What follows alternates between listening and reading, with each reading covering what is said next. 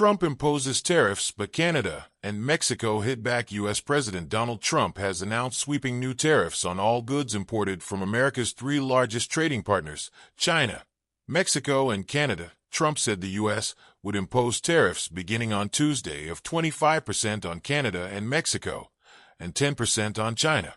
Canadian Energy faces a lower 10% tariff. He had threatened to impose the import taxes if the three countries did not address his concerns about illegal immigration and drug trafficking. Both Canada and Mexico said they are preparing retaliatory tariffs of their own. Trump has indicated he is ready to escalate the duties if the countries retaliate together. China, Mexico, and Canada accounted for more than 40% of imports into the U.S. last year. Today's tariff announcement is necessary to hold China, Mexico, and Canada accountable for their promises to halt the flood of poisonous drugs into the United States, the White House said in a statement on X on Saturday. Trump posted on his Truth Social platform.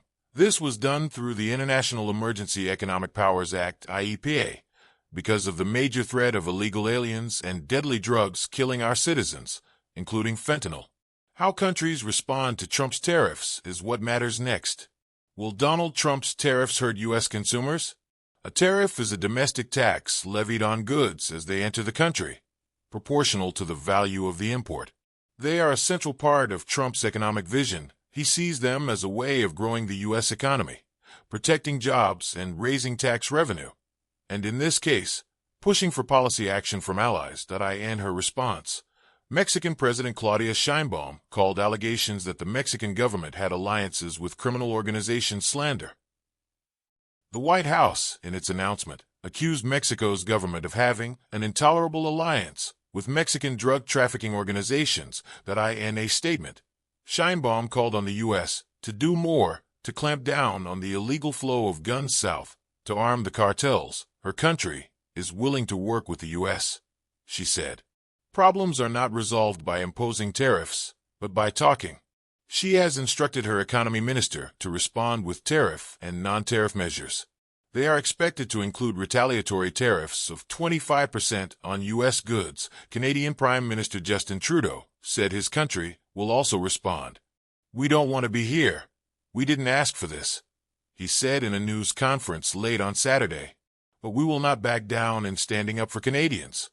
His government will impose 25% tariffs on $155 billion worth of American goods.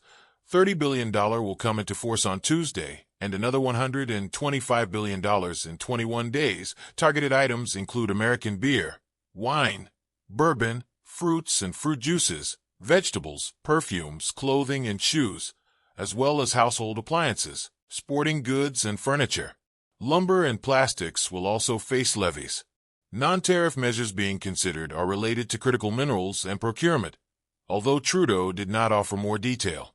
The Prime Minister pushed back on the suggestion the shared border posed a security concern, saying less than 1% of fentanyl going into the United States comes from Canada. In a bid to avoid the tariffs altogether, Ottawa had promised to implement $1.3 billion Canadian dollars, $900 million, £700 million of new security measures along its U.S. border. Tariffs are not the best way we can work together to save lives, Trudeau said. He also said he had not spoken to Trump since the inauguration, but would keep lines open with U.S. counterparts. China said in a statement that it is strongly dissatisfied with the levies and firmly opposes them.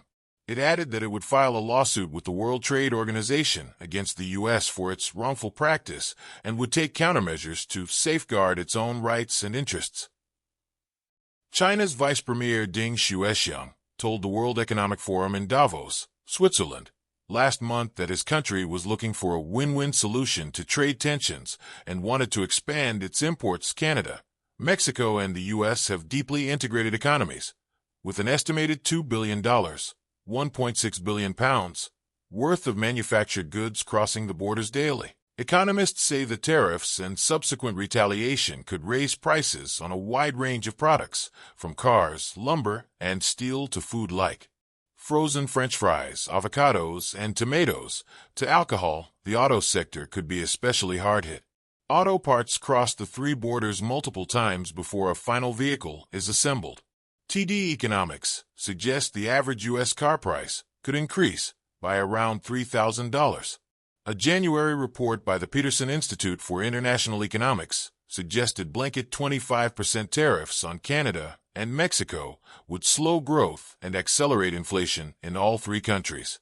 On Friday, Trump acknowledged there could be some temporary, short-term disruption from the tariffs. The Canadian Chamber of Commerce released a statement saying tariffs will have immediate and direct consequences on Canadian and American livelihoods and will drastically increase the cost of everything for everyone, but U.S. industry groups have also raised alarm bells. The National Home Builders Association said the levies could increase housing costs, the Farmers for Free Trade said, with many U.S. farmers already struggling. Adding tariffs to the mix would only exacerbate the situation across much of rural America. The U.S. Retail Industry Leaders Association, which includes big names such as Home Depot, Target, and Walgreens among its more than 200 members, expressed hope tariffs could still be averted.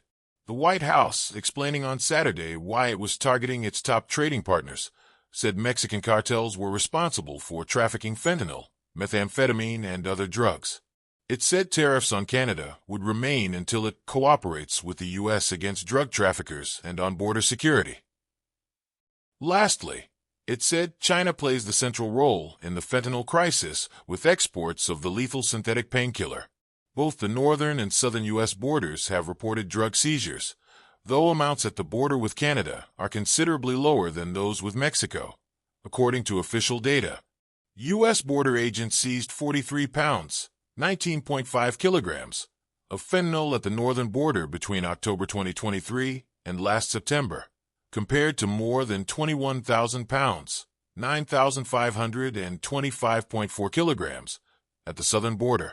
Still, recent reports from Canadian intelligence agencies suggest a growing number of transnational organized crime groups are manufacturing drugs in Canada. Ashley Davis, a Republican lobbyist for businesses, who represents major U.S. companies, including Walmart and Boeing, and has been involved in discussions about tariffs, told the BBC's World Business Report she thinks Trump will pull back on the tariffs in North America if he can point to progress on the issues he has raised as complaints, especially immigration.